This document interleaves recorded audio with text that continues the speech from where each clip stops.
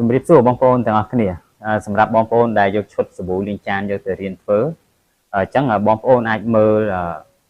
នៅក្នុងវីដេអូនេះបានខ្ញុំនឹងនាំបងប្អូនទៅមើលពីរបៀបនៃការលាយពីការធ្វើដោយតទៅអញ្ចឹងយើងទៅមើលទាំងអស់គ្នាពីរបៀបនៃការធ្វើសាប៊ូលាងចានរបស់យើងបាទឥ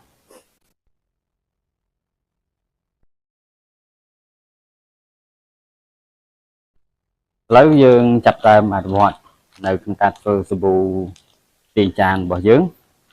សម្រាប់បងប្អូនដែលយកឈុតសាប៊ូទៅធ្វើអញ្ចឹងនេះគឺជា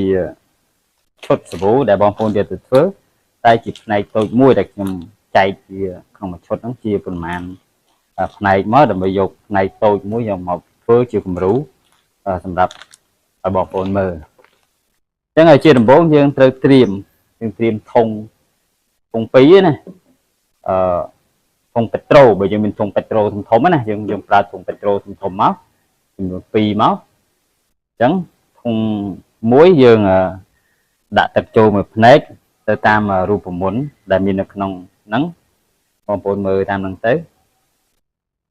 អញ្ចឹងជាដំបូងយើងយកធុង1ហើយយើងដាក់ទឹកចូល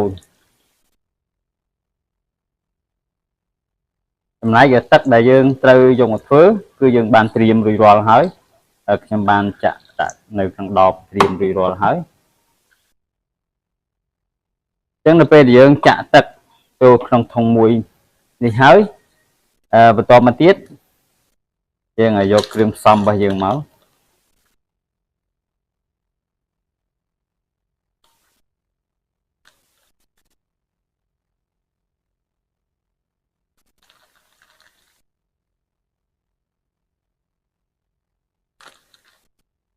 បងប្អូនមើលវិធីធ្វើ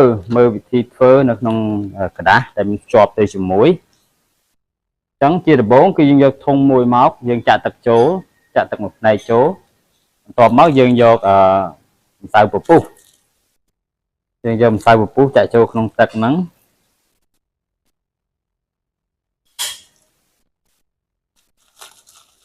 ហើយយើងចាក់ចូលទាំងអស់ទៅចាក់ម្សៅពពុះចូលទាំងអស់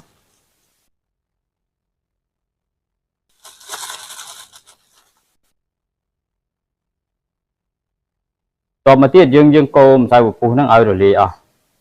យើងកូរតិចទៅកុំកូរខ្លាំងពេកបើកាលណាយើងកូរខ្លាំងវាអាចនឹង